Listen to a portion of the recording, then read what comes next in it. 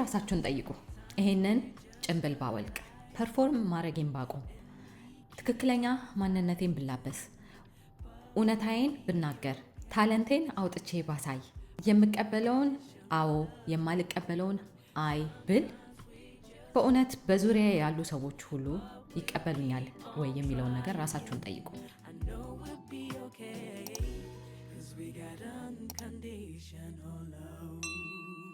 ሰላም ውዶች፣ ለቻናሉ አዲስ ስለሆናችሁ እንኳን ወደዚህ ቻናል በሰላም መጣችሁ። ከኔ ጋር የቆያችሁ ቤተሰቦች፣ ጓደኞች ከሆናችሁ ደግሞ እንኳን ተመልሳችሁ በሰላም መጣችሁ። የዛሬው ቪዲዮአችን የሚሆነው በዚህ ሰሞና ከጀመርናቸው ከኢጓዊ ንቃተ ህሊና ወደ ልባዊ ንቃተ ህሊና ከሚያሸጋግሩን 7 ተከታታይ ክፍሎች 4ኛው ክፍል ነው።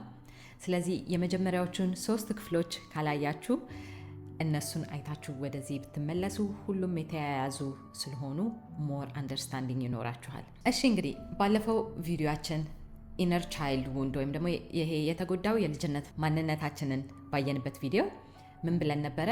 ይሄ ኢነር ቻይልዳችን ሲጎዳ እንደዛው ተጎድቶ መቅረት ብቻ ሳይሆን ሰርቫይቭ ለማድረግ ስንል አዳፕት ማድረግ እንጀምራለን። ይሄ አዳፕቴሽን ፕሮሰስ ምን ይባላል? ፐርሶና ወይም ደግሞ ጭንብል መልበስ ማለት ነው። ስለዚህ ዛሬ የምንመለከተው ይሄ በሶሳይቲው ተቀባይነት እንድናገኝ ሰርቫይቭ ለማድረግ ስንል የለበስነውን ጭንብል ነው። ፐርሶና ወይም ደግሞ ሶሻል ማስክ፣ በአማርኛው ደግሞ ጭንብል የምንለው ነገር ምንድን ነው የሚለውን ስንመለከት በካርል ዩንግ ስነልቦናዊ አገላለጽ ጭንብል ማለት በልጅነት ወቅታችን በኬር ጊቨሮቻችን፣ በአሳዳጊዎቻችን፣ በአካባቢያችን ባሉ አካላት በአጠቃላይ ተቀባይነት ለማግኘት፣ ተወዳጅነት ለማግኘት፣ ተፈላጊነት ለማግኘት፣ የአንድ ግሩፕ ፓርት ለመሆን፣ ለመዋሃድ ስንል ትክክለኛ ማንነታችንን እየደበቅን ተቀባይነት የሚያስገኘውን ማንነት ብቻ ክሬት ስናደርግ ትክክለኛውን ማንነት የሚደብቅ የለበስነው ጭንብል ማለት ነው። እና ይሄ ትክክለኛ ማንነታችንን ሙሉ ለሙሉ እየረሳን ጭንብል ለብሰን እንድንኖር የሚገፉን ነገሮች ምንድን ናቸው? ባህል፣ በሶሳይቲው የወጡ ስታንዳርዶች፣ ትምህርት ቤት ኢንፍሉዌንስ ያደርገናል፣ የሃይማኖት ቦታዎች፣ የጾታ ኤክስፔክቴሽን፣ ሴት እንደዚህ ማድረግ አትችልም፣ ወንድ እንደዚህ መሆን አለበት አይነት ነገሮች ገብቷችኋል? ይሄ የተለያዩ በአካባቢያችን ያሉ ነገሮች ኢንፍሉዌንስ ያደርጉናል። እና ደግሞ እንዴት ነው እነዚህ ኢንፍሉዌንስ የሚያደርጉን አካላት ወይም ነገሮች እንደሚፈልጉት ሆነን ስንገኝ ፕራይዝ ወይም ደግሞ መደነቅ፣ መፈለግ፣ መጨብጨብ፣ እንደገና ደግሞ አፕሩቫል። ይሄ እንዴት ነው በቃ ሰው ሁሉ የሚያደንቀው ወይም ደግሞ ልክ ነው፣ የኛ ሰው ነው፣ እኛን የሚመስል ነው እየተባለ እነዛ ነገሮች ሞቲቫችን እየሆኑ ኦተንቲክ መሆን ደግሞ ከነዚህ መፈለግ፣ መደነቅ፣ መቀበል፣ ስኬታማ ከመሆን ሁሉ የሚያርቀን ነገር ትክክለኛ ራሳችንን መላበስ፣ ያ ሁሉ ይሄ በሶሳይቲው ዘንድ ሁሉ የምናገኘውን አድናቆትና አክብሮትና ተፈላጊነት የሚያሳጣ እንደሆነ ፊል እንድናደርግ ያደርገናል። ምክንያቱም ሁሉም የሚነግረን ሁላችንም ዩኒክ እንደመሆናችን ዩኒክነታችንን ተቀብሎ መኖር ሳይሆን ይሄ እኛ የወጣነው ስታንዳርድ ነው ትክክል፣ ያንን ስትሆን ብቻ ነው ተቀባይነት የምታገኘው የሚል ነገር ፊል እንድናደርግ እንሆናለን። ከዛ በኋላ ኦተንቲሲቲ ወይም ደግሞ ትክክለኛ መሆን፣ ትክክለኛ ራሳችንን መላበስ ማለት ዴንጀረስ እንደሆነ፣ እንደሚጎዳን፣ እንደምንጠላበት፣ እንደምንገፋበት ፊል እያደረግን እንሄዳለን ማለት ነው። ሶ ይሄንን ጭንብል ካርል ዩንግ እንዴት ነው የሚገልጸው? ጭንብል መልበሱ መጥፎ ነገር አይደለም ወይም ደግሞ ኢምፖርታንት ነው ግዴታ ሰርቫይቭ ለማድረግ ስንል።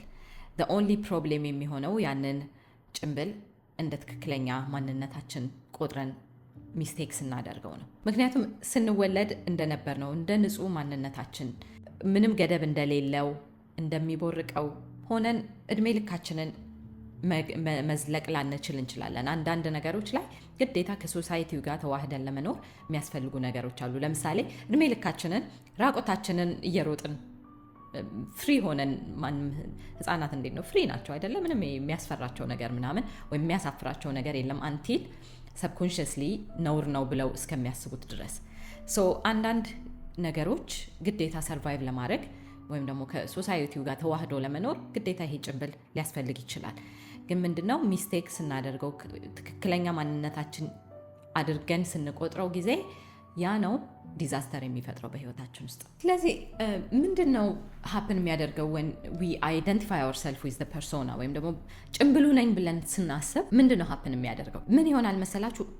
ይሄ ሰብኮንሽስሊ ስለሆነ እነዚህ ነገሮች በልጅነታችን ጀምሮ ፕሮግራም ሊሆንባቸው። ምክንያቱም ይሄ ብዙ ጊዜ እንዳወራ ነው ከመጀመሪያ ወደዚህ ምድር አንድ ህፃን ከመጣ እስከ ኦልሞስት 6-7 years የመጀመሪያ እድሜዎች ወቅት ነው አዳፕት እያደረግን የምንሄደው ራይት። ሶ ምንድነው ሰብኮንሽስሊ ይሄ ተፈላጊነት አያስገኘኝም፣ ይሄ ተፈላጊነት ያስገኘኛል፣ ተወዳጅነት አያስገኘኝም፣ ተወዳጅነት ያስገኘኛል ብለን ስናስብ ጭንብል መልበስ እንጀምራለን ብለናል። ይሄ ኮንሽስሊ ሁል ጊዜ ጭንብል ለብሻለሁ ብለን የምናስታውሰው ነገር አይደለም። what we think is that's our true essence። በቃ ይሄ ነው ትክክለኛ ማንነቴ። ምክንያቱም በጣም በልጅነት ጀምሮ ፕሮግራም ሊሆንበት ነገር ስለሆነ most of the time we don't remember how we end up becoming የሆነ እንደዚህ አይነት ሰው ሆነን መገኘታችንን ብዙ ጊዜ አናውቀው። የሚመስለን ትክክለኛ ማንነታችን ያንን ነው። ካርል ዩንግ ማስኩን ከትክክለኛ ማንነትህ ጋር ኮንፊውዝድ ስታደርገው ነው ዴንጀረስ የሚሆነው ያለው ማለት ነው። ምክንያቱም ትክክለኛ ማንነታችን በቃ ያ ይመስለናል። ትክክለኛ ማንነታችን አይናፋርነት ይመስለናል። ትክክለኛ ማንነታችን ዝምተኛነት ይመስለናል። ግን እነዚህ ነገሮች የመጡት ከምንድን ነው? ትክክለኛ ማንነታችን መቦረቅ፣ መጫወት፣ መፈንጠዝ የሚወድ ከሆነ እና ያ ነገራችን ደግሞ ተቀባይነት ካላስገኘን ምንድነው መጮህ፣ ምንድነው መበጥበጥ፣ ምንድነው አርፈ ቁጭ በል፣ አርፈሽ ቁጭ በል እየተባለን ስናድግ ያንን ትክክለኛ ማንነታችንን እየቀበርን ዝምተኛነት ተቀባይነት የሚያስገኝ ነው ብለን ስለምናስብ ያንን እየሆንን እንመጣለን። ከዛ በኋላ ስናድግ እና ላይፋችንን ስንኖር ዝምተኛነታችን ትክክለኛ ማንነታችን እንጂ ጭንብል የለበስነው ለመቀበል ብለን እንደሆነ አናውቀውም ማለት ነው። በምንድነው ግን እነዚህ ይሄ ጭንብል መልበሳችሁን የምታውቁት? ብዙ ጊዜ ምን ይሆናል በአዳልት ህይወታችን ባለፈው ቪዲዮ እንዳየነው ቻይልድ ውንድ ሂል የማድረግ ቪዲዮ ላይ እነዚህ ሰፕረስድ የሆኑ ኢሞሽኖች፣ ያልተገለጹ ወይም ደግሞ ኤክስፕረስ ያልተደረጉ ታለንቶች ምናምኖች እንደዛ ሰፕረስ ሆነው ሲቀሩ እና ጭንብል ለብሰህ ወይም ጭንብል ለብሰን ይሄ ማን እኔ ነኝ ብለን አስበን እየኖርን ሳለን በኢሞሽናል ፔን መልክ ወይም ደግሞ ባለፈው ያነሳናቸው ብዙ ኤግዛምፕሎች አሉ። ይሄ የማይመጣጠን ምላሽ ለነገሮች መስጠት ወይም ይሄ በጣም ሳድ የመሆን ወይም ደግሞ በጣም ተናዳጅ የመሆን ቅናት፣ ሰልፍ ሳቦታጅ ብዙ ነገሮች አይተናል።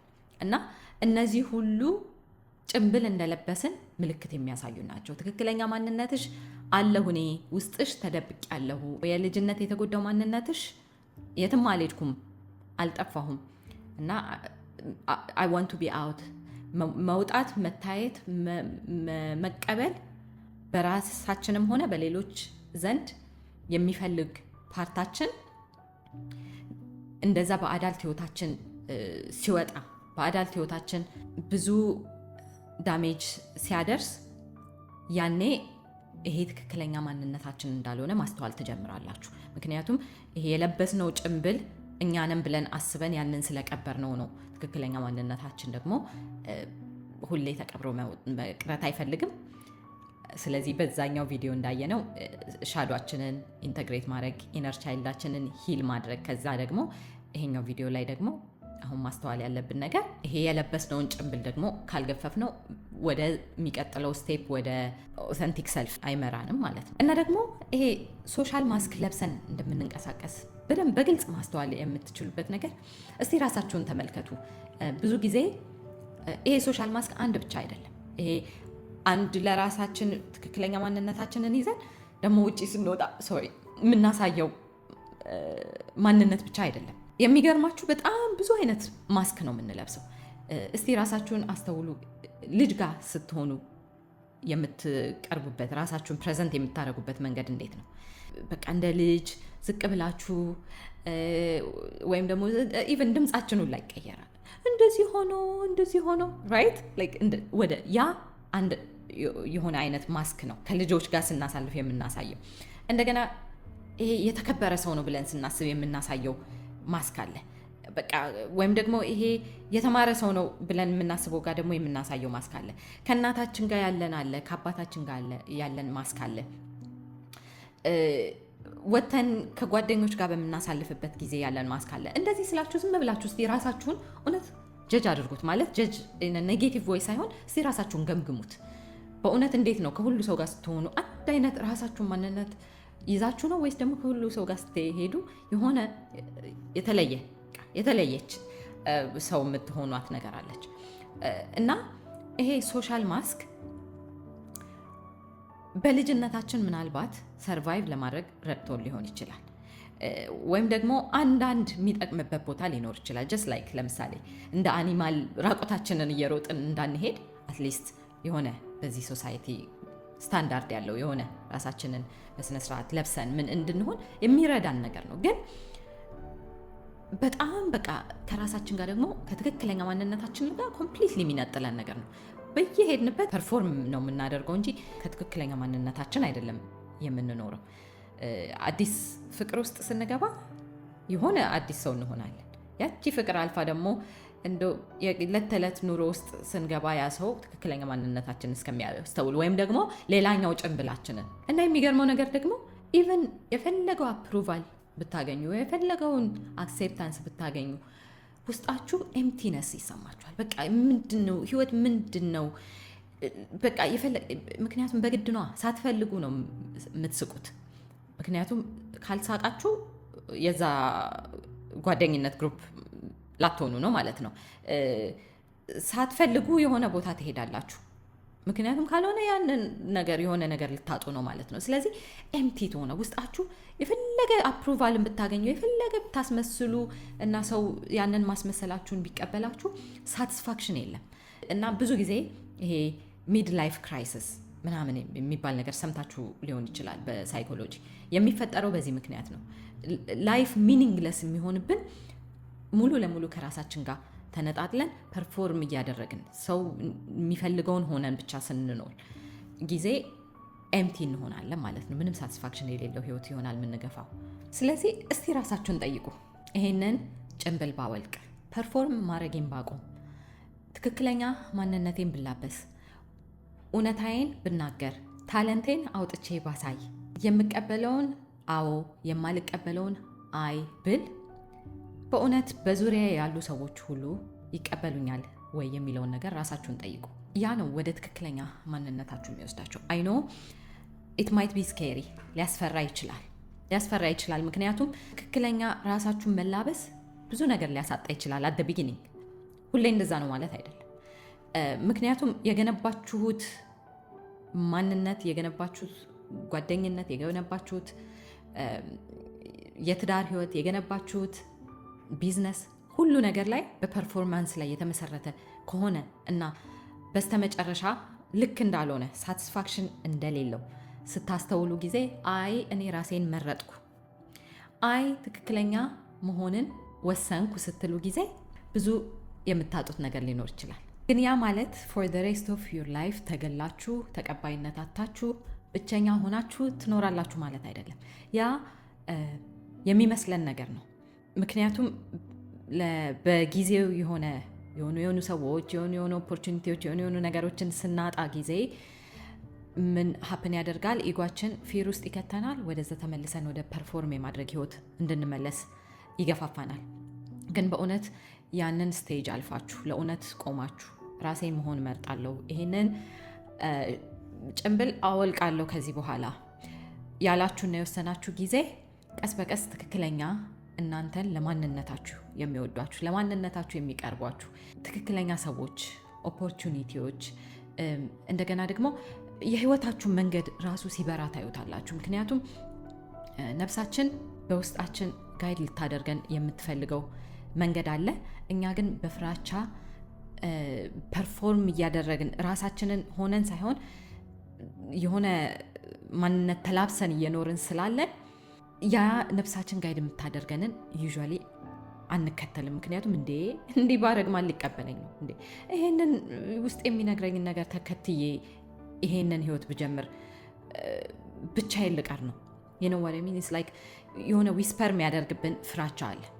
ግን ከፍራቻ ሁሉ በስተጀርባ በእውነተኛ ማንነታችሁ ለመጓዝ ከልባዊ ንቃተ ህሊና ለመሄድ ከኢጓዊ ጋይድ ለመውጣት ትክክለኛ ማንነታችሁ ተላብሳችሁ በሄዳችሁ ቁጥር ሪቪል የሚሆን መንገድ አለ። ያንን ለመከተል እና ሞር ሳቲስፋይንግ የሆነ አይነት ላይፍ ለመኖር ከፈለጋችሁ ግዴታ ይሄንን ጭንብል አውጣታችሁ መጣል አለባችሁ። ያንን ስትጥሉ የሚወጡ ከህይወታችሁ ልክ እንደ አረም የሚወገዱት ይወገዳሉ። ከዛ ደግሞ ትክክለኛ ለማንነታችሁ የቀረቧችሁ የወደዷችሁ ደግሞ ይመጣሉ። ይሄ ወደ ምን ይወስደናል? እስካሁን በነበሩት የዛሬው 4ኛ ቪዲዮ 3 ተከታታይና የዛሬውን ጨምሮ ምን አይተናል? ትክክለኛ ማንነታችን ጋር የተነጣጠልንበት ምክንያት እንዴት ሻዶ እንደሚመሰረት ተመልክተናል። ከዛ በኋላ ኢነር ቻይልድ ውንድን ተመልክተናል። ዛሬ ፐርሶናን። ይሄንን ሁሉ ደግሞ አቀነባብሮ እኔ ብሎ የያዘ አካል አለ። ያ ምንድን ነው? ኢጎ ማለት ነው። ኢጓችን በሚቀጥለው ክፍል በደንብ በጥልቀት የምንመለከተው ይሆናል። ግን ኢጎ ምንድን ነው?